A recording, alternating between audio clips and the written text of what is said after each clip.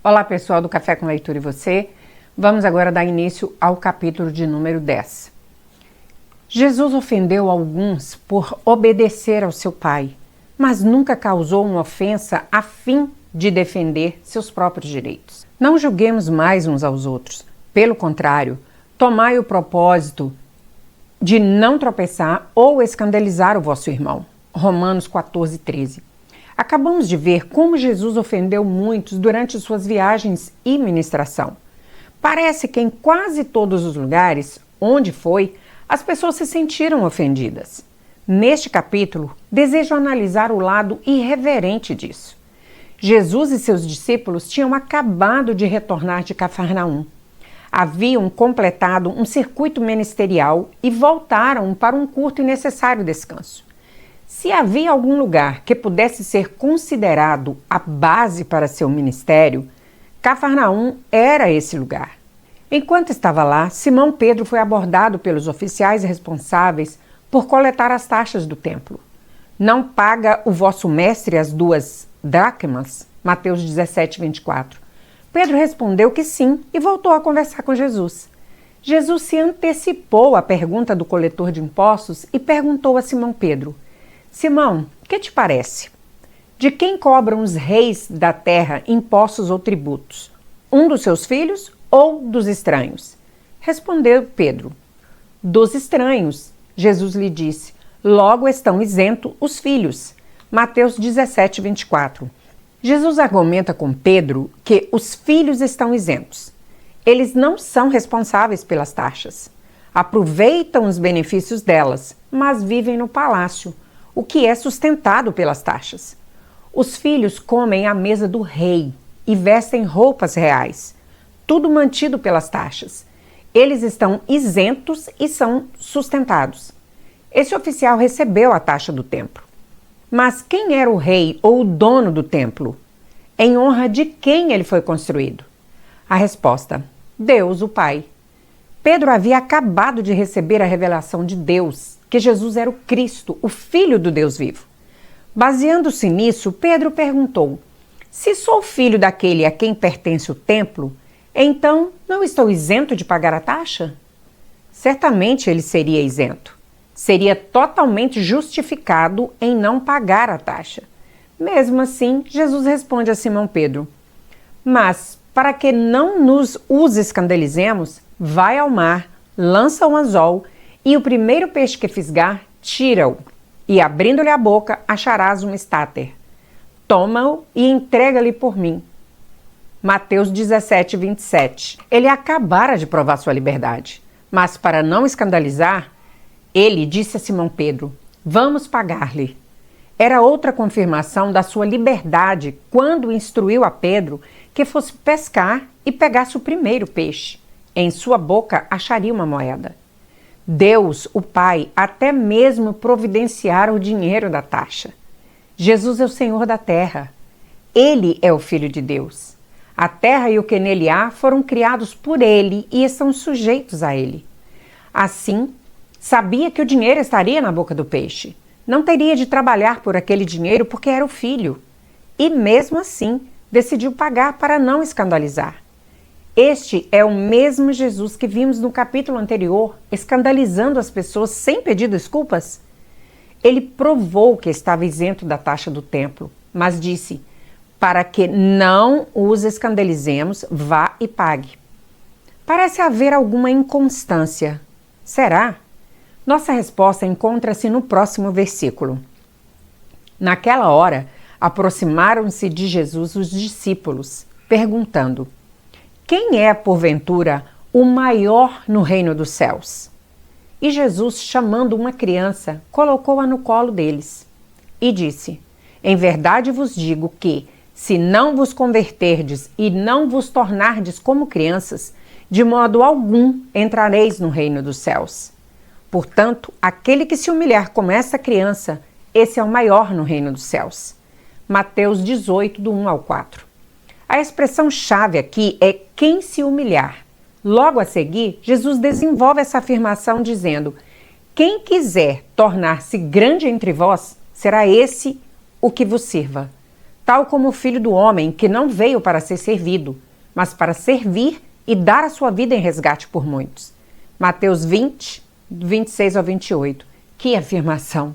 Ele não veio para ser servido, mas para servir. Ele era o Filho, ele era livre, não devia nada a ninguém. Não estava sujeito a nenhum outro homem. Mesmo assim, decidiu usar sua liberdade para servir. Liberado para servir. Somos exortados no Novo Testamento de que, como filhos, devemos imitar nosso irmão, ter as mesmas atitudes que vemos em Jesus. Porque vós, irmãos, fostes chamados à liberdade. Porém, não useis da liberdade para dar ocasião à carne. Sede antes servos uns dos outros pelo amor. Gálatas 5,13.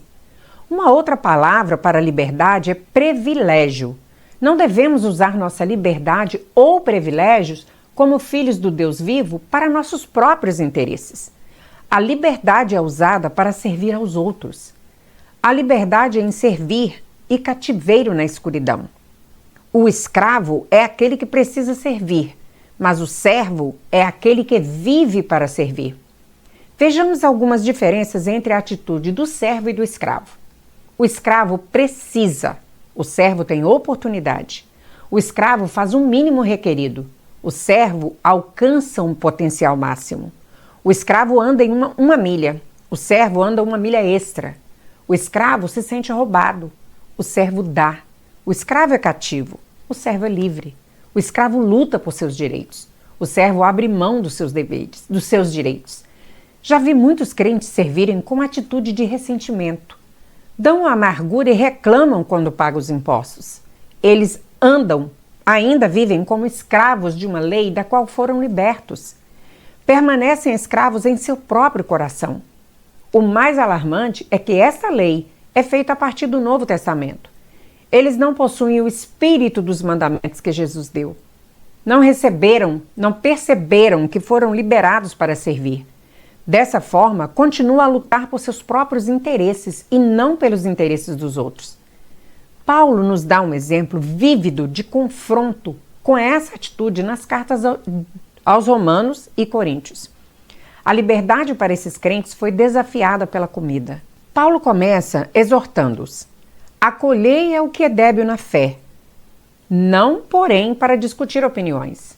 Um crê que de tudo pode comer, mas o débil come legumes. Romanos 14, 1 e 2. Jesus esclareceu que o que corrompe não é o que entra pela boca, mas o que sai da boca. Quando ele faz essa afirmação, todos os alimentos se tornam limpos para o crente. Marcos 7, 18 e 19. Paulo diz que havia alguns crentes que eram fracos na fé e ainda não comiam carne com medo de estarem comendo alimentos sacrificados aos ídolos.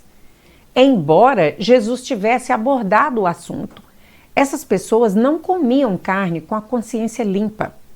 No tocante à comida sacrificada a ídolos, sabemos que o ídolo de si mesmo nada é no mundo e que não há senão um só Deus.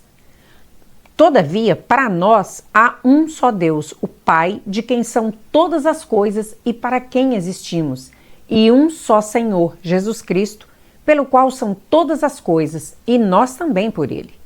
Entretanto, não há esse conhecimento em todos, porque alguns, por meio da familiaridade, até agora com o ídolo, ainda comem dessas coisas como a ele sacrificadas. E a consciência destes, por ser fraca, vem a contaminar-se. 1 Coríntios capítulo 8, verso 4, 6 e 7. Naquelas igrejas, os crentes mais fortes na fé estavam comendo carne de origem questionável diante dos crentes mais fracos. Isso estava causando um problema, muito embora Jesus houvesse purificado aquele alimento. Os mais fracos não podiam abalar a imagem da carne no altar de um ídolo. Os crentes mais fortes sabiam que um ídolo não era nada e não tinham problema de consciência quando comiam. Mas parecia que eles estavam mais preocupados em exercer seus direitos como crentes neotestamentários do que com o escândalo que poderiam causar aos seus irmãos.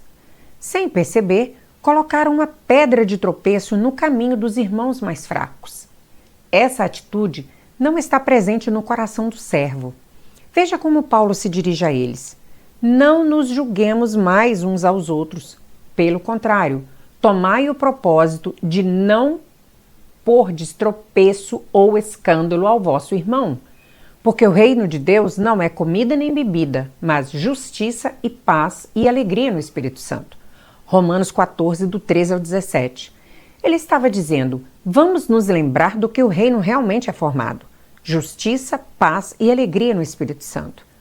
Todos esses benefícios estavam causando tristeza no novo crente. Os crentes mais fortes não estavam usando sua liberdade para servir, mas como plataforma para os seus direitos. Tinham conhecimento da liberdade que o Novo Testamento lhes dava, mas o conhecimento sem amor destrói. Eles não tinham o coração de Jesus nesse assunto. Jesus provou seus direitos relativos às taxas do templo a Pedro e ao restante dos discípulos para exemplificar a importância de se abrir mão da vida para servir. Ele nunca quis que a liberdade fosse uma licença para requerer nossos direitos e fazer com que o outro seja escandalizado e tropece. Paulo deu esse alerta àqueles que tinham conhecimento de direitos em Cristo sem ter seu coração para servir. E assim, por causa do seu saber, perece o irmão fraco, pelo Cristo, morreu. E deste modo, pecando contra os irmãos, golpeando-lhes a consciência fraca, é contra Cristo que pecais. 1 Coríntios 8, do 11 ao 12. Podemos usar nossa liberdade para pecar. Como? Ferindo os fracos de consciência, fazendo com que os pequenininhos de Cristo se escandalizem e tropecem, renunciando aos nossos direitos. Após Jesus ter estabelecido sua liberdade em relação à taxa do templo, foi cuidadoso em cobrar dos seus discípulos a importância humilde e da humildade. Qualquer, porém, que fizer tropeçar a um destes pequeninos que crê em mim, melhor lhe fora que lhe pendurasse ao pescoço uma grande pedra de moinho e fosse afogado no profundo do mar. Ai do mundo, por causa dos escândalos, porque é inevitável que venha escândalos, mas ai do homem pelo qual vem o escândalo. Portanto, se a tua mão ou o teu pé te faz tropeçar, corte-o e lance-o fora de ti. Melhor é entrares na vida manco aleijado do que tendo 2 mãos ou 2 pés e ser lançado no fogo eterno. Se um dos teus olhos te faz tropeçar, arranque-o e lança-o fora de ti. Melhor é entrar na vida com um só de teus olhos do que tendo 2 e seres lançado no fogo do inferno. Vede, não desprezais a qualquer destes pequeninos, porque eu vos afirmo que os seus anjos no céu veem incessantemente a face meu Pai Celeste. Mateus 18, do 6 ao 10. Gente, vou ficando por aqui porque, como vocês já sabem, capítulos grandes a gente vai dividindo em vários vídeos. Te vejo no próximo vídeo, mas se você ainda não é inscrito no nosso canal, por favor, se inscreva agora e, se for possível, compartilhe esse vídeo com outras pessoas. Muito obrigada, te vejo no próximo vídeo. Até lá!